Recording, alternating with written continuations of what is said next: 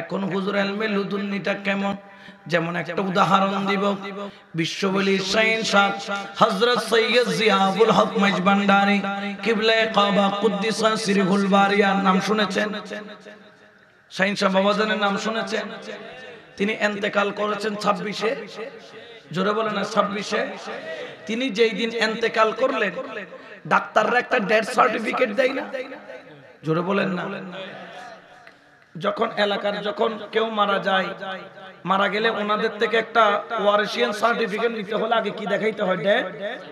Death সার্টিফিকেটটা যদি না দেখায় ওয়ারিশিয়ান সার্টিফিকেট দেওয়া হয় না। ডেথ সার্টিফিকেটটা দেওয়ার আগে ডাক্তার ভালো করে কি করে চেকআপ। শাকিন শাহবাজান হযরত সৈয়দ জিয়াউল হক মজবান্ডারি যখন দুনিয়া থেকে পর্দা নিলেন, ডাক্তার চেকআপ করা আরম্ভ করলেন। ডাক্তাররা সর্বপ্রথম কোন মাইয়ত যদি মারা যায়, আগে তার চেকআপ করার সময় চোখটা দেখে, কারণ মওতের লক্ষণ সবার আগে চোখের মধ্যে পাওয়া যায়। এরপরে কানের লতি ধরে, নাকের মাথাটা ধরে বরফের মতো ঠান্ডা হয়ে যায়। এরপরে গলার শিরা ধরে নড়াচড়া বন্ধ হয়ে যায়। এরপর হাতের শিরা ধরে নড়াচড়া বন্ধ হয়ে যায়। পায়ের শিরা ধরে দেখে নড়াচড়া বন্ধ হয়ে যায়। এরপরে কানের মধ্যে যন্ত্র দিয়ে বুকের উপর চাইপা চাইপা চাইপা চাইপা দেখে কোন ভিতরে নড়াচড়া আছে কিনা। শাইন শাহ বাবাজানের যখন শরীর চেকআপ করা আরম্ভ করলেন, ডাক্তারটা ছিল বাতিল পন্থী, উনি আল্লাহর বলি টলি এগুলা মানেন না। চেকআপ করা আরম্ভ করলেন। ডেথ সার্টিফিকেট দেওয়ার আগে যন্ত্র দিয়ে যখন চাইপা চাইপা চাইপা চাইপা চাইপা চাইপা দেখে বাম দুধের 2 আঙ্গুল নিচে যখন ওই যন্ত্রটা নিল, দেখা গেল আমার বিশ্ববলি শাইন শাহ হযরত সৈয়দ জিয়াউল হক মজবান্ডারি কিবলা আলমের ওই বাম দুধের 2 আঙ্গুল নিচে টুকটাক টুকটাক একটা আওয়াজ শোনা যায়। ডাক্তার বললেন ইনি তো জীবিত। আবার চেকআপ করা আরম্ভ করলেন। চেকআপ কইরা দেখেন না না না, তিনি জীবিত নন, তিনি পর্দা নিয়েছেন। যখন আবার ওই যন্ত্র দিয়া বাম দুধের 2 আঙ্গুল নিচে চাইপা ধরল, ডাক্তার অবাক হয়ে গেল। 2 আঙ্গুল দিয়া ভালো করে চাইপা ধরে আওয়াজটা শুনতে চায়, কিসের আওয়াজ? ডাক্তার দেখে চোখের পানি ছাড়লো, দেখে বিশ্ববলি শাইন শাহ পর্দা নিল, তার কলবটা কিন্তু মরে নাই। সুবহানাল্লাহ বলেন না। তার কলবটা মরে নাই।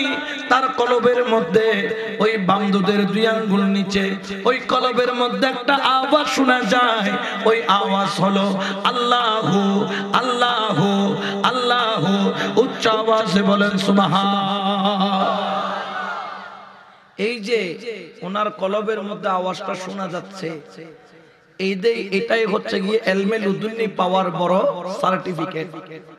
ইলমে লুদুন্নি পাওয়ার বড় সার্টিফিকেট। এই জন্য আমার আল্লাহ বলছেন ফাওয়াজাদা আবদাম মিন ইবাদিনা, কতগুলো আমার বন্ধু পাবা যাদের কাজ হচ্ছে আল্লাহর ইবাদত করা। কার ইবাদত? জোরে বলেন না কার ইবাদত? আপনি বলবেন যে শাইন শাহ বাবাজান তো ইবাদত করে নাই। আমি যে গাদা, তুমি বুঝো নাই। শাইন শাহ বাবাজান 1 সেকেন্ড ইবাদত থেকে খালি। বলেন কেমনে? তুমি শুধু তাসবিহ দিয়ে জপলে ইবাদত মনে করো, কলবের ইবাদত শোনা নাই।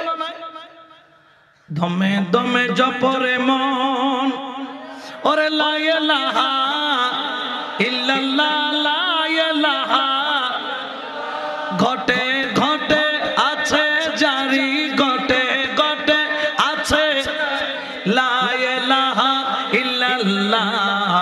দমে দমে জপরে মন। সুবহানাল্লাহ বলেন। এখানে কি বলেছেন? দমে। জোরে বলেন না দমে। হুজুর দমে দমে কেমনে ইবাদত করে? আমি দমে দমে ইবাদত করনেওয়ালাও দেখেছি। দূর থেকে 2 হাত 3 হাত দূর থেকে কলবে আল্লাহু শব্দ শোনা যায়, এরকম ব্যক্তিও আমার চোখে আমি দেখেছি। সিনার সাথে সিনা লাগাইলে ধাক্কা মারতেছে এমন ভাবে খোদার প্রেমের জিকির। তো ওদের প্রতিটা নিঃশ্বাস কার প্রেমে চলে? ইয়া আইয়ুহাল্লাযীনা আমানু যকুরুল্লাহা যিকরান কাসীরা। আমার আল্লাহ বলে ঈমানদাররে তোমরা অধিক পরিমাণে মাওলার জিকির করো। শাইন শাহ বাবাজান বলে ওরে বান্দা, আল্লাহর বান্দা, ওরে নবীর উম্মত, ওরে আমার প্রেমিক, 100 বার 200 200 বার 300 বার 500 বার 1000 বার নয়, মাইজবান্ডারি তরিকার মধ্যে 24600 বার প্রতিদিন তোর জিকির চলতে হবে। কারণ এই নাকের নিঃশ্বাস প্রতিদিন 24600 বার একজন বান্দা নেই। বড় করে বলেন সুবহান। ঠিক কিনা? আরো জোরে বলেন না ঠিক কিনা? এই জন্য আল্লাহর ওলির মর্যাদা, আল্লাহর ওলির মর্তবা, ইসলামের জন্য যে খেদমত, আল্লাহর আউলি কিরামের অবদান, এটাকে অস্বীকার করার কোনো সুযোগ